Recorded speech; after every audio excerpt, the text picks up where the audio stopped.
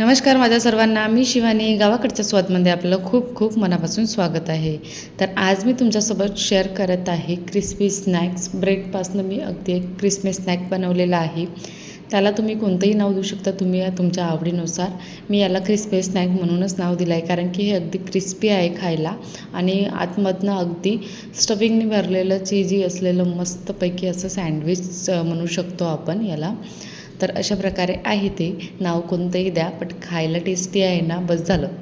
तर काय करायचं आहे आपल्याला, घरच्या जे वस्तू असेल ना वेजीस वगैरे, तर कॅप्सिकम घेतलेला आहे, ओनियन घेतलेला आहे आणि थोडं कोरिएंडर घेतलेलं आहे. सोबतच पनीर होतं थोडंसं, ते किसून टाकलेलं आहे मी आणि थोडं चिली फ्लेक्स टाकलेलं आहे. आणि तुम्ही यामध्ये तुमच्या आवडीनुसार स्वीटकॉर्नसुद्धा टाकू शकता किंवा कॅरेटसुद्धा टाकू शकता. नंतर यामध्ये मी थोडीशी ब्लॅक पेपर टाकलेलं आहे. टेस्टच्या अकॉर्डिंग साल्ट टाकायचं आहे, थोडं नमक टाकायचं आणि नंतर ग्रीन चिली सॉस टाकायचा किंवा रेड चिली सॉस टाकायचा, थोडंसं मेयोनीज टाकायचं आणि थोडंसं टोमॅटो केचप टाकायचं. जे अवेलेबल असेल आपल्या घरी त्या वस्तू टाकायचं आहे यामध्ये. तुम्ही स्टफिंग कशाही प्रकारे तुमच्या आवडीनुसार करू शकता. नंतर सगळं मिक्स करायचं आणि साईडला ठेवायचं.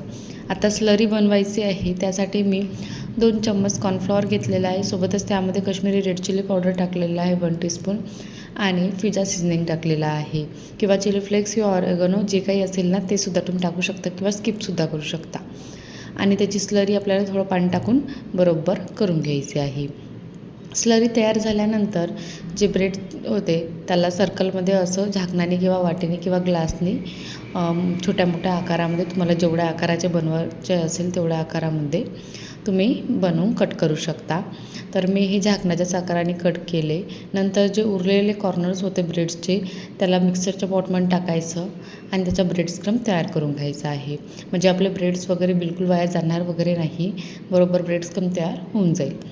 आत्ता काय करायचं आहे आपल्याला, ब्रेड क्रम तयार आहे, स्टफिंग तयार आहे, स्लरी तयार आहे आणि आता ब्रेडची स्लाईससुद्धा तयार आहे. तर आपल्याला जी अगोदर बनवलेली स्टफिंग होती ती ब्रेडच्या स्लाईसवर अशी बरोबर मध्यभागी आपल्याला फिलअप करायची आहे, ज्या प्रकारे मी तुम्हाला दाखवत आहे. नंतर ब्रशनी काही जे स्लरी बनवली होती ना, त्यातलंच थोडंसं मी घेतलेलं आहे आणि असं साईडनी बरोबर थोडंसं लावून घ्यायचं आहे, म्हणजे जेणेकरून दुसरी जी ब्रेडची स्लाईस आहे त्याला इझिली चिपकून जाईल. त्या अगोदर त्यामध्ये मी चीज टाकलेलं आहे थोडं. आणखी तुम्हाला मी बरोबर दाखवते, ही थोडा घाईमध्ये झाला होता व्हिडिओ. आणखी बाकीच्या ज्या मी फिलअप करणार आहे त्या तुम्हाला बरोबर दाखवते. नंतर स्लरीमध्ये डीप केलं आणि ब्रेड क्रमनी कोट करून घ्यायचं आहे. ही एक सुरुवातीला बनवून बघितली अगोदर की बरोबर परफेक्ट बनते की नाही बनत. नंतर बाकीच्या बघा, पूर्ण मी ज्या ब्रेडचा स्लाईस होता त्या ठेवल्या, त्यावर स्टफिंग फिलअप केली, अशा प्रकारे स्प्रेड करून घ्यायची. नंतर मी ही आणखी थोडीशी व्हाईटवाली कॉर्नफ्लॉवरची स्लरी थोडीशी घट्टसर बनवली. ती थोडीशी पातळसर होती म्हणून ती चिपकत नव्हती लवकर, तरी थोडीशी हलकीशी घट्ट आहे, दाटसर आहे. तर ती मी बरोबर साईडच्या कॉर्नरने अशी कोट करून घेतली, लावून घेतलं आणि नंतर त्यावर चीज टाकलेला आहे, ज्या प्रकारे तुम्हाला दाखवत आहे.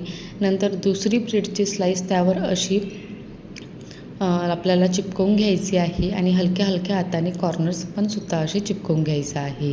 अशा प्रकारे मी सगळ्या चिपकवून घेतलेल्या आहे. आता आपल्याला याला स्लरीमध्ये डिप करायचं आहे. हलक्या हाताने डिप करायचं आणि लगेच काढून घ्यायचं आणि लगेचच आपल्याला ब्रेड क्रमने कोट करून घ्यायचं आहे. आता ब्रेड क्रमने तुम्हाला कोट नाही करायचा असेल तर तुम्ही जे कॉर्नफ्लेक्स असते ना त्याच्याने सुद्धा कोट करू शकता तुमच्या आवडीनुसार. बट आपल्याला हे जे ब्रेड क्रम आपण तयार केलेले आहे ते वेस्ट न घालायचं आहे, तर आपल्याला डायरेक्ट ब्रेड क्रमने केले ना कोट तर छान होईल यासाठी. आणि कोट करून झाल्यानंतर लगेच फ्राय करायला नाही टाकायचं, थोडा थांबून जायचं 2-1 मिनटं बरोबर ड्राय होईपर्यंत आणि नंतर मीडियम टू हाय फ्लेमवर गरम केलेल्या तेलामध्ये आपल्याला याला फ्राय करून घ्यायचं आहे. बघू शकता हलकासा ब्राउनिश गोल्डन कलर आलेला आहे मस्तपैकी. असाच क्रिस्पी करायला दिसला, ब्राउनिश कलर दिसला की आपल्याला याला काढून घ्यायचं आहे. फ्राय करताना जोपर्यंत एक साईड छानपैकी हलकीशी फ्राय होत नाही तोपर्यंत पलटवायचं नाही, नंतर दुसऱ्या साईडने पलटवायचं. अशा प्रकारे मी बाकीच्या पण फ्राय करून घेतलेल्या आहे आणि बघू शकता किती क्रिस्पी दिसत आहे वरून अगदी, आणि खरंच मध्ये खूप छान क्रिस्पी होत्या कराऱ्या आणि आतमधनं अगदी स्टफिंगने भरलेल्या चीजी होत्या. तर नंतर प्लेटमध्ये सर्व करायचं. सोबतच टोमॅटो सॉस घ्यायचा आणि गार्निशसाठी मी थोडंसं कोरिअँडर टाकलेलं आहे वरून आणि मस्तपैकी गरमागरम खायचं. गरमागरम खायला अतिशय टेस्टी वाटते ही आणि अगदी आपला इव्हनिंगचा स्नॅक्स किंवा कधी पण थोडीफार भूक लागली आणि तेव्हा कधी पण तुम्ही बनवू शकाल असं आहे ही. तर कशी वाटली आजची ही रेसिपी? आवडली असेल तर बनवून बघा आणि माझ्या चॅनेलला सबस्क्राईब करायला विसरू नका. अशाच रेसिपी बघत राहा, एन्जॉय करत राहा. चला तर टेक केअर.